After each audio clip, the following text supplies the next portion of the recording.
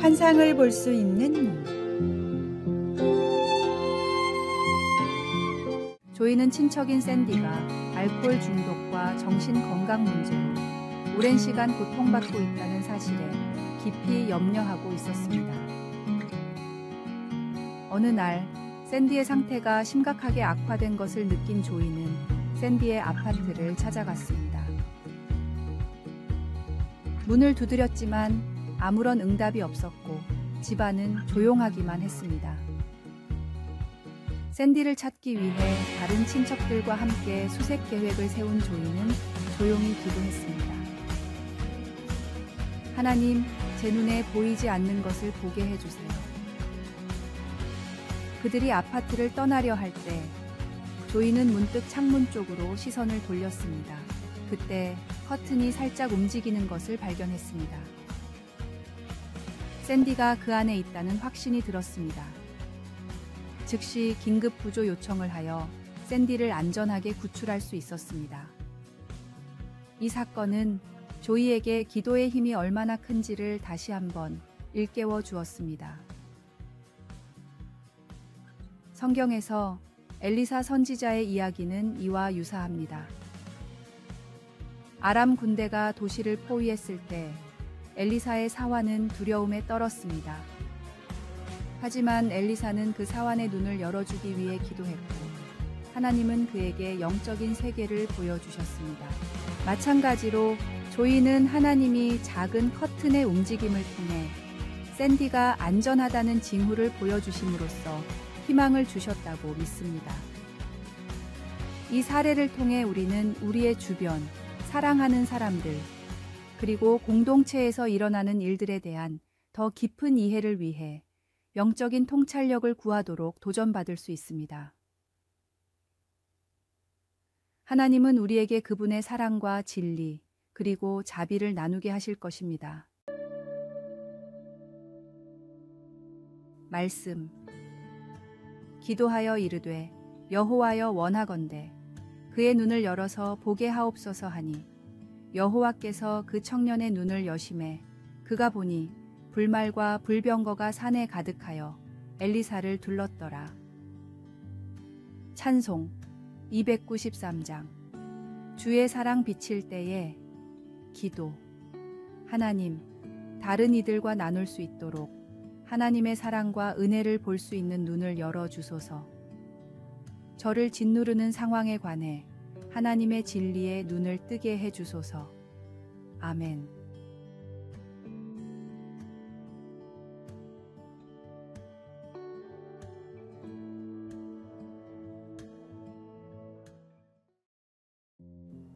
(6월 11일) 화요일. 홀로 나아오라.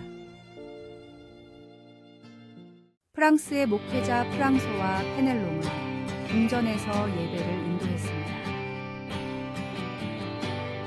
주일마다 예배당은 귀족들로 가득 차 있었지만 페넬롱이 보기에는 진정으로 예배를 드리는 사람은 한 명도 없는 것 같았습니다. 페넬롱은 귀족들이 교회에 오는 이유가 루이 14세에게 아부하기 위해서라고 생각해 어느 날 주일을 앞두고 귀족들에게 다음과 같은 편지를 보냈습니다. 이번 주일 예배는 루이 14세 전하가 참석하지 않습니다. 주일이 되고 루이 14세가 예배를 드리러 교회에 들어서자 예배당이 비어 있었습니다. 당황한 루이 14세에게 페넬롱이 말했습니다. 폐하께서 오늘 예배에 오지 않는다고 편지를 돌렸습니다. 지금 이 자리에 나오지 않은 사람들은 예배가 아닌 폐하께 아부하러 나온 사람들임을 기억해 주시길 바랍니다. 아무도 예배하지 않는 곳에서 예배하고 진심 어린 찬양을 드리는 것이 진정한 예배입니다. 하나님께 드리는 예배는 오직 하나님만을 바라보려고 노력해야 합니다. 하나님을 예배하는 자리에서 중심을 잃지 않고 항상 진심을 드리는 참된 예배자로 바로 서십시오. 말씀, 사람에게 보이려고 그들 앞에서 너희 의를 행하지 않도록 주의하라. 그리하지 아니하면 하늘에 계신 너희 아버지께 상을 받지 못하느니라. 찬송 47장 하늘이 푸르고 오늘의 만나 주님의 은혜를 구하고 그 은혜에 반응하는 예배가 되게 하소서. 내가 예배를 드리는 목적이 무엇인지 한번 돌아봅시다.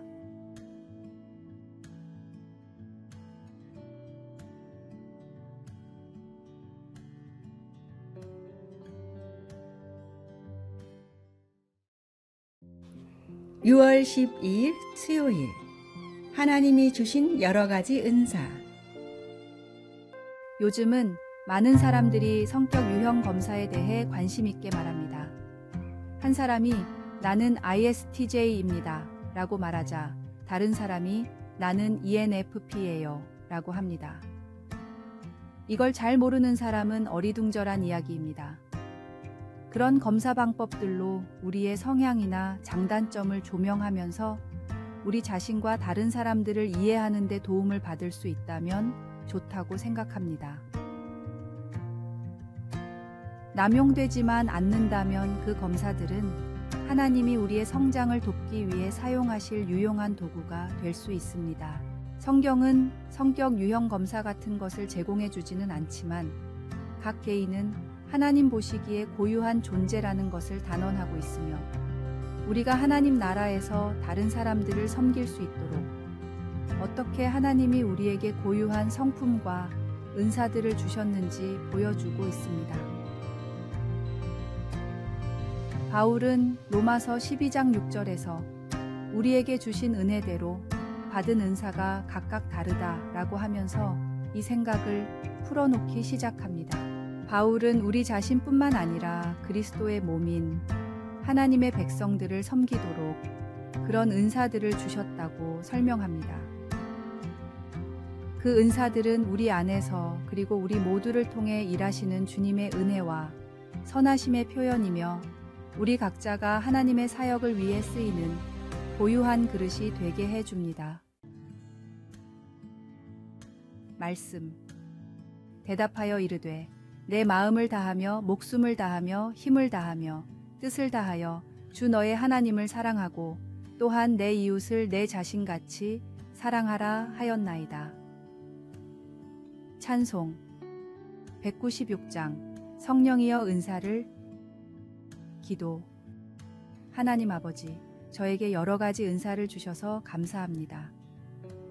하나님 나라에서 다른 이들을 사랑하고 섬기기 위해 제게 주신 방법들을 받아들일 수 있도록 도와주소서. 아멘.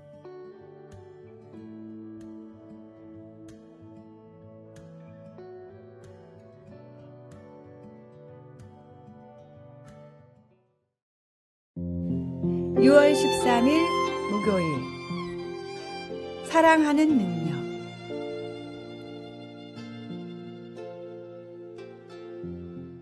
다섯 가지 사랑의 언어를 쓴 베스트셀러 작가이자 전문 카운슬러인 게리 체프먼은 가장 풍요로운 인생을 사는 사람은 사랑을 주는 법을 아는 사람이라고 합니다. 다른 사람을 사랑하는 사람은 개인의 잠재력을 키워주면서 세상을 더 아름답게 만드는 아주 중요한 역할을 담당하기 때문입니다. 다음은 사랑할 줄 아는 사람이 가지고 있는 7가지 자질입니다. 첫 번째, 다른 사람을 먼저 생각하는 친절한 사람. 두 번째, 다른 사람의 불완전함을 받아들이고 인내하는 사람.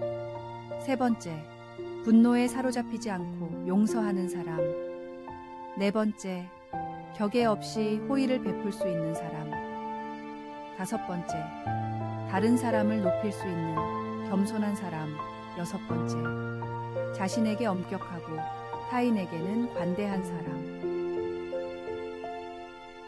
일곱 번째, 거짓 없는 정직함으로 솔직하게 자신을 드러내는 사람. 받는 것보다 주는 것이 더욱 복되다는 성경 말씀처럼 사랑도 베풀 줄 아는 사람이 더욱 행복합니다. 주님께서 생명을 주시면서까지 우리에게 베푸신 사랑을 본받아 사랑을 주는 사람이 되어 성령의 귀한 열매를 맺는 삶으로 풍성한 사랑을 베풀며 살아가십시오. 말씀. 오직 성령의 열매는 사랑과 희락과 화평과 오래 참음과 자비와 양선과 충성과 온유와 절제니 이 같은 것을 금지할 법이 없느니라. 찬송 561장. 예수님의 사랑은 오늘의 만나 주님을 통해 먼저 사랑하는 법을 배우게 하소서. 다른 사람들을 인정함으로 사랑을 전합시다.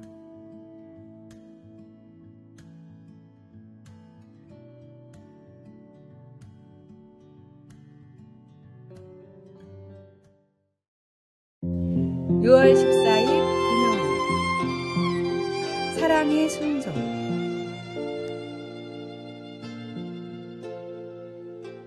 어떤 부부의 결혼식 중에 목사님이 죽음이 갈라놓을 때까지 남편을 사랑하고 존경하며 순종하기로 약속합니까?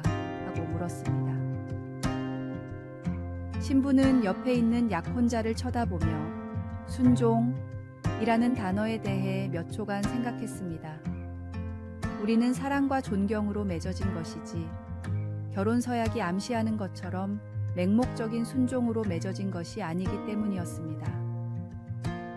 그러나 신부는 이내 곧 순종하라는 말씀에 예라고 대답하였습니다. 오랜 결혼 생활 동안 하나님은 순종하라는 말에 대한 거부감이 부부 사이에 아주 복잡한 관계와 아무 상관이 없다는 점을 깨닫게 해주셨습니다. 순종의 의미를 복종이나 강제적인 굴복이라고 생각하는데 성경은 그런 의미로 말하지 않습니다. 오히려 성경에 나오는 순종이란 말은 우리가 하나님을 사랑할 수 있는 여러 방법들을 표현하고 있습니다. 예수님은 너희가 나를 사랑하면 나의 계명을 지키리라고 말씀하셨습니다. 예수님은 우리가 주님을 지속적으로 사랑하고 주님과 친밀한 관계를 맺고 있을 때 성경 말씀을 순종할 수 있다는 것을 보여주셨습니다. 예수님의 사랑은 이기적이지 않고 무조건적이며 절대로 강압적이지 않습니다.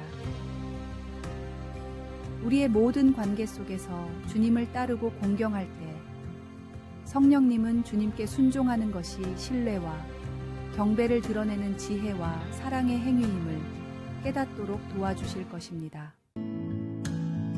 말씀. 나의 계명을 지키는 자라야 나를 사랑하는 자니 나를 사랑하는 자는 내 아버지께 사랑을 받을 것이요 나도 그를 사랑하여 그에게 나를 나타내리라. 찬송 312장. 너 하나님께 이끌리어. 기도. 사랑하는 예수님, 성경 말씀에 순종함으로 하나님과 다른 이들을 사랑할 수 있도록 도와주소서. 아멘.